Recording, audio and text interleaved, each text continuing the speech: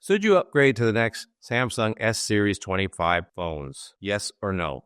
That's the question we're going to ask during this video. I did a video not long ago talking about I'm not buying into what Samsung is selling, and that is their hype. Then after that, you guys blew up that comment section talking about why you would or why you wouldn't buy the new phones. So in this video, we're going to cover what you said as far as should you or should you not upgrade. Now, I'm going to go back and forth on pros and cons throughout the video. That way I don't end with one or the other. So let's start off with the typical look and feel. As far as look and feel goes, they're all pretty much the same throughout the years. Not a whole lot of change. You can see that here with these right in front of me. If you have a previous Ultra phone and you don't like the way it kind of point stabbed you in the hand because of the squared off corners, well, the newer one's going to get rounded.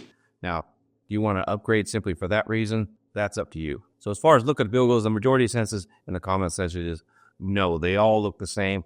Not a reason to upgrade. Now let's talk about photography. Well, again, in the same sense, none of the cameras have really changed in the last few years. Now, the Ultra did make a few changes to the camera off and on, but for now, there's not a lot of changes with the cameras on the Ultra, except for the ultra wide is going to 50 megapixels. So if you're really into photography and that had the Ultra before, and if you just didn't like the ultra wide camera because you weren't getting enough megapixel, well, they are upgrading that here. But I will tell you from the comment section, I'm not getting a lot of justification to upgrade just simply for the cameras. But this next one kind of pushes it over, making the cameras a plus, and that is the processor. Now, as we all know, all these phones are going to get the new 8th Gen Elite Snapdragon chipset, which will really increase the performance as far as speed, photo processing, gaming, and other things. So in the photography field, it may speed up your shooting and also give you better AI assistance with the photography, making photos even more pristine and clean. So that actually helps on the photography end. And since we were talking about AI as well, it's going to perform a lot better with a faster processor, which they'll again say is designed for AI. Now, something you need to know about this Elite chip, this is actually the Samsung version of the Elite chip. So it's rumored to be clocked a little faster than other manufacturers that are carrying the chip. So you will get a lot more speed and performance out of the Snapdragon Elite in all these phones. So for those of you that are a tech enthusiast or even a gaming enthusiast that are really high on the performance, that would be one of the leading reasons to upgrade to the S25 series phone if you like to game and you just like that pure speed. Because in gaming, it'll also help the refresh rate. Now I'm looking forward to seeing those benchmarks when it comes out. But that's what I'm hearing a lot of folks. That's why they want to upgrade, because they're an enthusiast and they really like that performance idea of the Elite chip. And with that, there's another reason to go ahead and upgrade: the trade-in value. You'll get the best trade-in value and deal upon release of these phones. You know, Samsung also throws in gifts like upgrade from the standard 256 on the S25 to 512. That's a free upgrade. That's a good reason to do it, especially when you get the most out of your trade-in. In other words, you might get $800 to $900 trade-in value on your S24. That means you only pay $350 to $450 for the upgrade and get the higher storage. So if you're one that likes to upgrade more often than most, that's a reason to upgrade.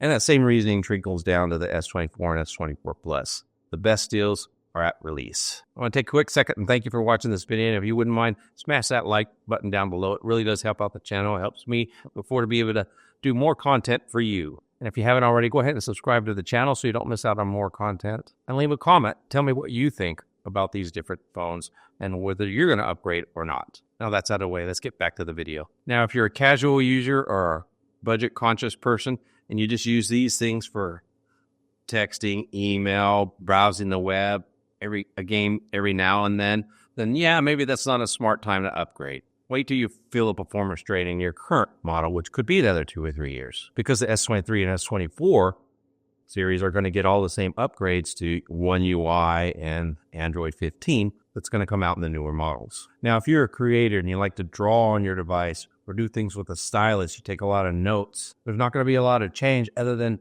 speed and maybe some AI features they won't trickle down to the S24.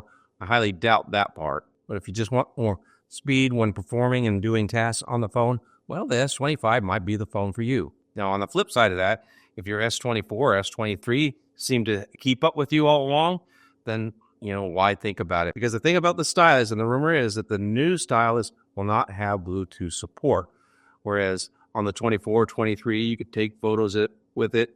You could do different things at a distance with the pen that you won't be able to do in the newer one. Now, for most of us, that won't make a real difference because I just say capture or picture, smile, or even a hand gesture. I just feel that that's easier to get it to take an instant photo without having to hold something. And you can actually stand and pose and just say smile and get that photo. So as far as stylus goes, there's no real reason to upgrade, but there might be a reason not to upgrade if you use the Bluetooth features. Now, a really good reason to upgrade is if you have any of the 20 series or later Samsung phones. In other words, or even the S21 series.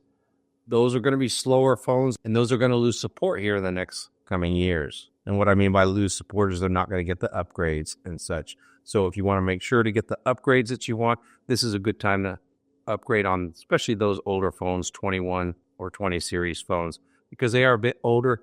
You're going to get a much better performance out of these as far as speed and camera processing because of the chip. And at this point, Samsung may still offer some trade-in value on those phones. So you want to look at that too, because each year, trade-in value goes down. Another reason to get the S25 is if you're coming from another platform like iPhone or anything else, and you're getting into the Samsung phones for the first time, yes, the S25 series is probably the way to go, because this is where you're going to get the most deals right now, and even trade-in value on your current phone. The free upgrade to additional stores they've given in the past has been a really good value. And if you're going to move to a Samsung phone, you might as well get the most current model so you are assured not to be disappointed. And if you're an iPhone user that was really just stuck on that look and design, well, you're getting that now, especially even with the S25 Ultra, the rounded corners and the flat sides. You have no excuse now, especially with a faster chip. Now, if you've been waiting for the next big leap in technology for these phones to upgrade, well, this is not it. This is not the big leap.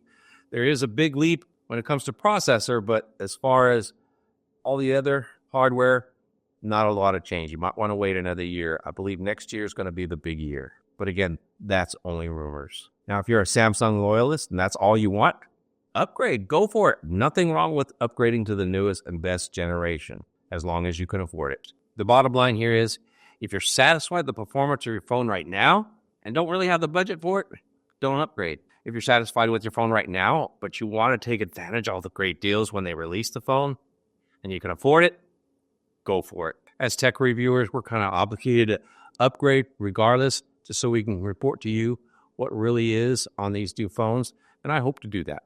If you want to see more leaks and rumors on these phones before January 22nd, check out this video here. Until next time, God bless.